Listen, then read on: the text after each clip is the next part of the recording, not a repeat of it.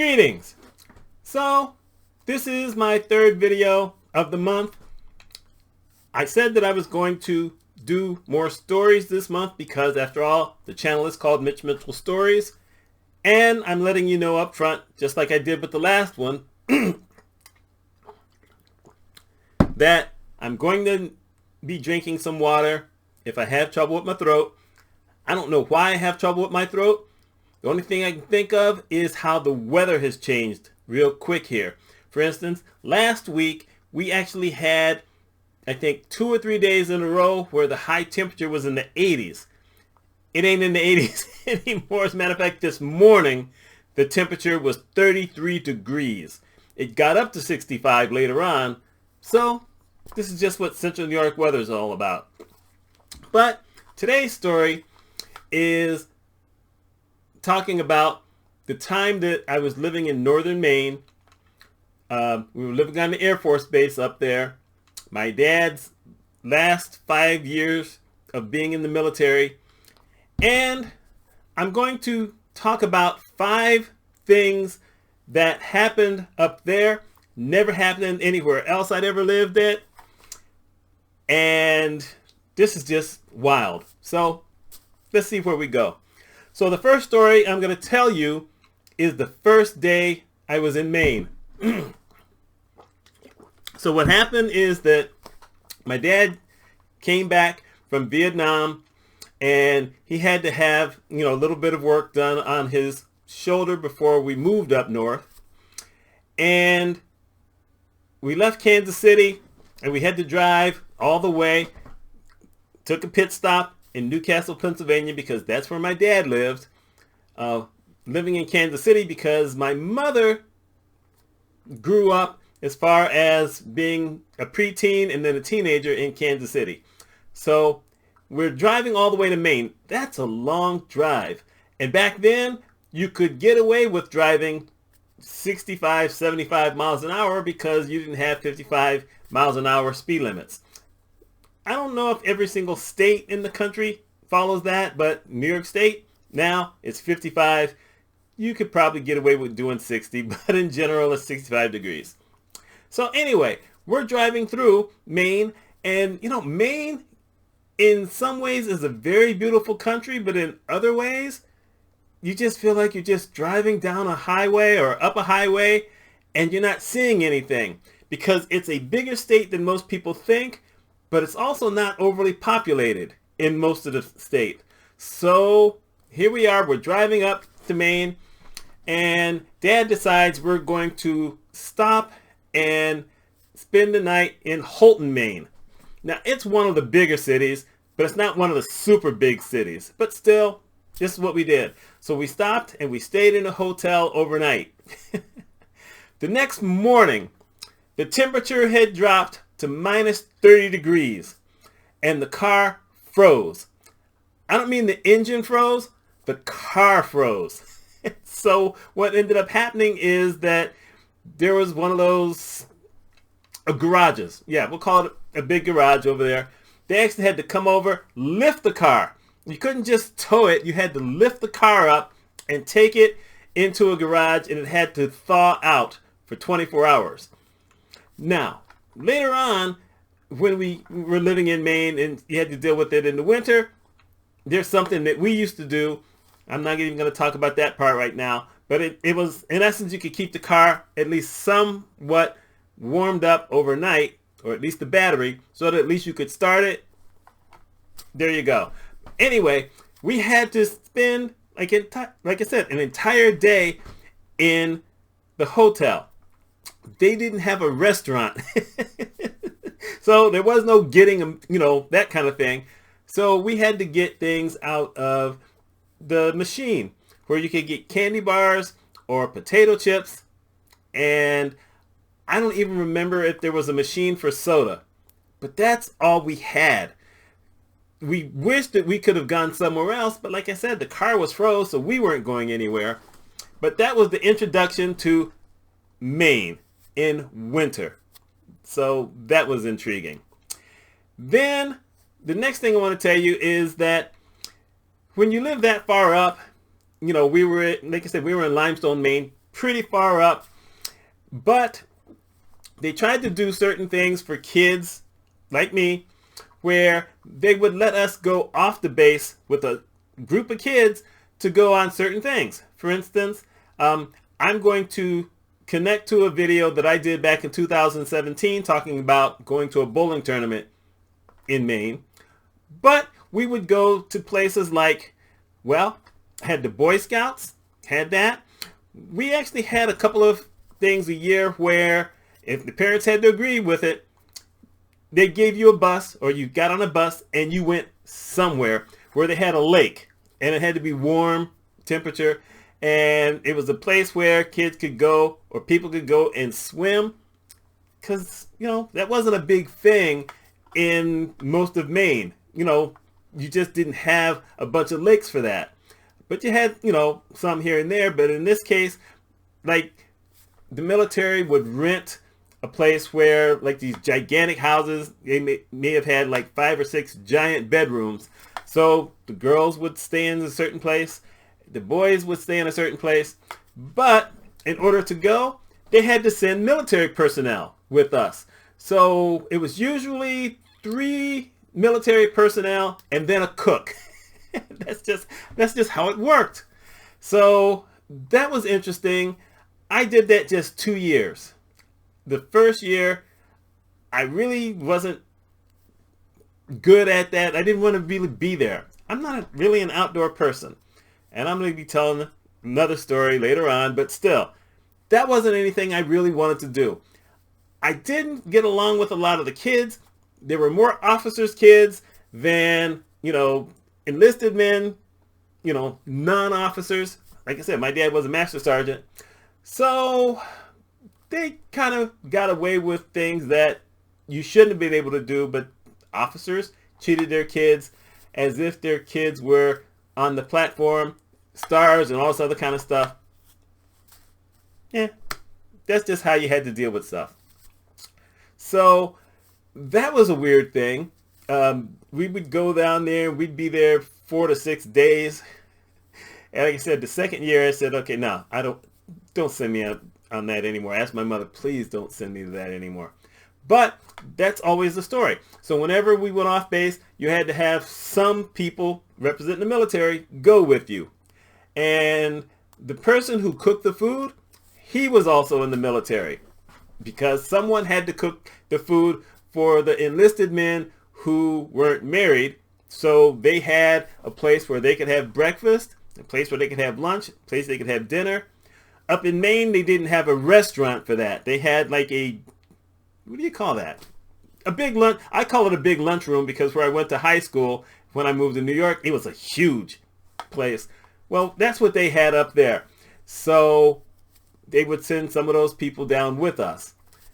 And, you know, it's just how life was. There was one year when I played, well, they called it intramural basketball. The thing was that when you were younger, you had a basketball league in, you know, on the base where like someone's parents would come out and they would just do that. And maybe you would play basketball for 5 or 6 weeks in the, you know, in the gym. But when you were older, you didn't have that kind of thing. So you would go off base. You go to Caribou, you go to Presque Isle. You would go to some places I can't even remember the names of. So they had to have someone who drove the bus, and they had to have someone who was security to make sure we were going to be okay. That's just how it was. I mean, like I said, it's a totally different life. By the way, the base isn't there anymore, so I don't know what they do. I don't know if they do some of the same things now that they did back then, but you had to be escorted. That's just how that was. Now, Boy Scouts. So I don't know how I got talked into joining the Boy Scouts, but I joined the Boy Scouts. I got the manual. You had like this, you would get the badges. You had to pass certain things so you could get the badges. And then they had these metal things where if you passed a certain thing, you got those. And then you put those on your belt. And I can't remember the name that I got, but I made it up to like the 3rd level, which wasn't a bad thing. And the leader of the Boy Scouts was, once again, had to be a military person. And initially, the guy we actually had two guys. And one was married and one wasn't. And one of them was a tech sergeant because he had one of his kids who was in there. And then the other one, I don't know what he was, but he was in the military. And so we would have these meetings in these dark, dark rooms because they only had just like one of those lights where you pull the chain. That's what we had. And that was weird.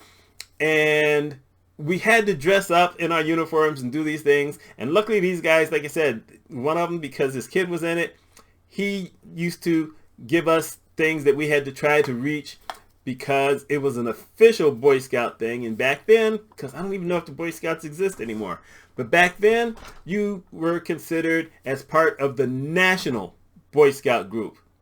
So the only way you could do that is you had to pass certain things. And every once in a while, we would go on, these trips. And I only remember two of them. I remember the first one because we went to a place called Fort Kent. Now, I'd been to Fort Kent one other time. That's when I went with my dad and my grandfather. That was my dad's father. He'd come up for a trip. And we went up to Fort Kent because that's the only place where they had fishing. So we go up there, whatever. And we just remember one thing. We were driving up there and my grandfather just said out of the blue, he says, you know what? I used to know some black people who were in Fort Kent. And my dad said, yeah, Dad, when was that? And he said, right now. He didn't have any black people up there. And I went with the Boy Scouts up to Fort Kent.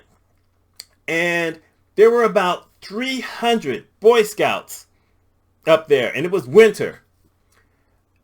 And I was the only black kid. That's just how that was. And we had basically studied how we were going to take care of ourselves. So we had to have our canteen and we had to have our the little skillets and the pots. So we would do all of that stuff. We learned how to dig a place so that if we needed to go to the restroom, because we weren't putting it in the tent, then we would have this place. You go to do your thing, and then you covered it up, with that. We all had to have the special Boy Scout blankets, but we also had to have the military blankets because it was cold. It was like minus 10 degrees up there.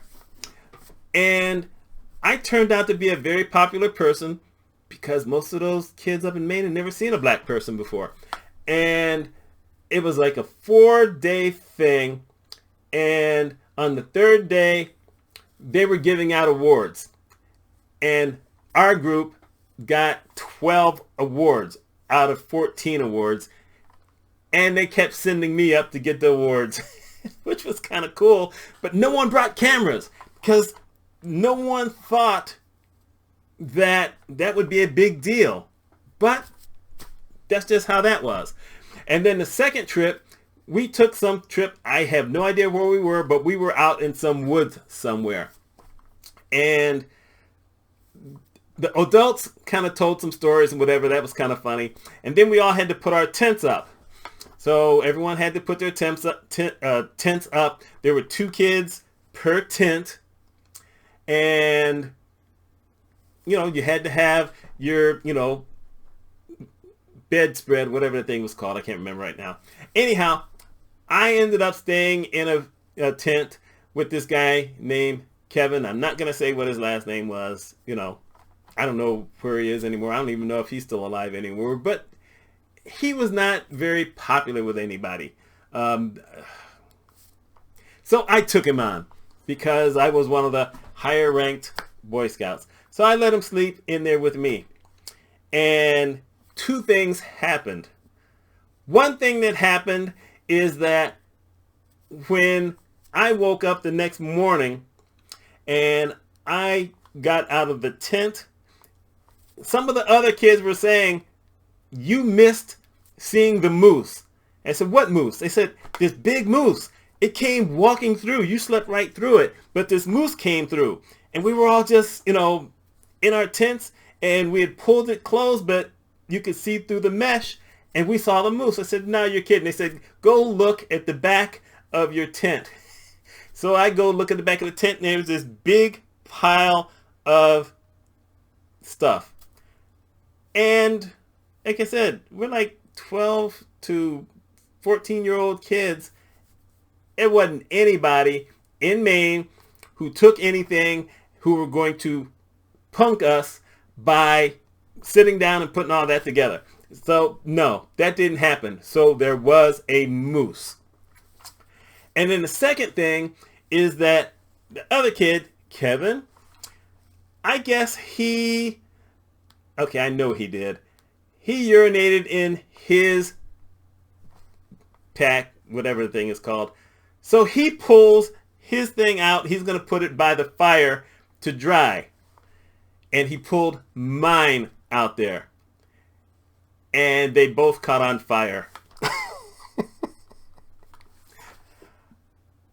And I wanted to beat him up, but I didn't. I had to walk for a while because how do you just come down with that? This is the kind of thing he did, though. He wasn't really, like I said, he wasn't the smartest kid. His father was an officer's kid, so there you are. But those are just two of the Boy Scout stories. That pretty much died off after a couple of years. Different people came, and then that was it. So it was cool having the uniform. It was cool having all these kind of things. Got rid of it all when I moved to New York. So that was that. Then number 4. So we had weird temperatures up in Maine. I've talked about the cold already in a certain point. We'll come back to that. But on this particular time, it was Halloween. Now, we had been having basically a heat wave, a Maine heat wave. So the temperatures had been running between 65 and 70, the high temperatures. Because, like I said, it's a different thing up there than it was here. By the way, it still does that now up in Maine. So I had decided, yes, I'm going to go out and trick or treat. And my favorite team at the time was the Kansas City Chiefs because I had lived in Kansas City the year they won the Super Bowl. So I had a Chiefs helmet and I had a Chiefs, Kansas City Chiefs jersey, number 16, because the quarterback was Len Dawson. And I had this big bag because when you do trick-or-treating on a military base, everyone lives so close to each other. And there were a whole bunch of people who had kids, and there were some who didn't have kids, but they would still give you candy, and you just put it out there, so you always got a ton of candy. So on this particular night, it was 69 degrees. And I'm walking with a couple of friends, and we're doing well. About 40 minutes later, the temperature dropped from 69 to 30, and it started snowing. And then it was a mini blizzard. And so we weren't close, but we ran as much as we could to get back, and it was hard to see because now, like I said, it's kind of a blizzard. We can't see anything. We had some kind of idea where we were because we were still on the base. We weren't really far away, but it was still hard to see. And I get back, and there weren't, I guess a lot of other kids decided they'd had enough of trick-or-treat also. So I had a lot of candy that time, but I never went out again. So one of those things is that I think we had 2 more Halloweens up there, and I was with my parents passing out the candy and apples and all this other kind of stuff because that was just miserable. And of course, I could have dressed in something else, but it was 69 when I left. And when you get used to certain temperatures, 69 was pretty warm for Maine. So there was that. And then the last thing I'm going to talk about is really the temperature. And I mentioned it earlier. And I'm talking about the winter. So what you would have is you would have these snowstorms and the temperature differences. And one other thing that I'm going to say for last. So we would have these snowstorms. Now it was weird in the fact because even though we were in Limestone, Maine, because of the temperature, you didn't have a ton of snowstorms. But when you had a snowstorm, you were getting between 20 and 30 inches at a time. Other than that, it would be, maybe a cold day when you might get 3 or 4 inches, which is what they get here in Syracuse. So it's pretty close to the same thing. But what would happen is that if the temperatures got colder, it was rare that you got snow most of the time. But the temperature was one of those things where if the temperature didn't get up to minus 25 degrees, that's when they cancel school. In this area, if the temperature is 15 degrees, that's when they cancel school. So, there's a 40-degree difference there. And it was just one of those kind of things where we didn't have actually weather on TV the way people are used to here. So they had a clock somewhere. I don't know where it was. It was somewhere in the base. They had a clock and they had a thermometer. And so you would turn the TV on in the morning, like at 5:30, and that's what you saw. You saw the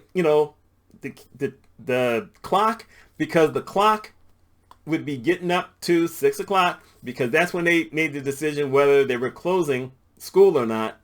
And if the temperature was warmer than minus 25, then you had school. If not, then you didn't have school. You could go back to bed. And that was weird, because that's just how that was. I'm not going to talk about picking the potatoes, because I did that one year also. But what I will say is that you had those shows, and, it was an actual show. And at 3:30 in the morning, they would have on something during potato picking season where they would talk about whether it was going to rain, because if it was going to rain, you don't pick potatoes in the rain. And they would tell you what the temperature was. And I don't think it ever snowed during that period of time. But they closed schools. So all schools were closed. So during that period, you didn't have to worry about school. You just had to worry about if you're going to go pick potatoes. Now, most of these kids' parents didn't send their kids out, but I went out because I wanted to earn some money. And it was 30 cents a barrel that you got, which doesn't sound like a lot of money, but back then, if you were able to get enough barrels, now you've got some money that you can buy candy and other stuff and go to the movies with. So, there's that. But the weird thing about the weather in winter up in Maine was the thunder and the thunderstorms. And I've never heard thunder like that on a regular basis when it was that cold. But you got it. And the thing is that when you heard the thunder, you never saw thunderclouds in winter. So you just would hear thunder. And the warning was, if you hear the thunder, get in the house. That's all that was. I enjoyed the time up there in Maine. I've never had any kind of life like that anywhere else. I've only been back to Maine once, and not that far up. I did a speaking engagement in a town in Maine, and it was during summer. And I began to talk by saying, I used to live in Maine, and I mentioned Limestone, Maine, and someone said, "Who did that to you?" So there you are. Anyway, like I said, it's just my little story, or, it's kind of long, but I hope you saw some of those things. I'm going to put timestamps so you know which part to go to if you're interested. And there you are. So that's my life, or that was my life. Different life now. And I hope you enjoyed some of this stuff. Hope you found it funny. I just hope you watched. Y'all take care and have a wonderful weekend.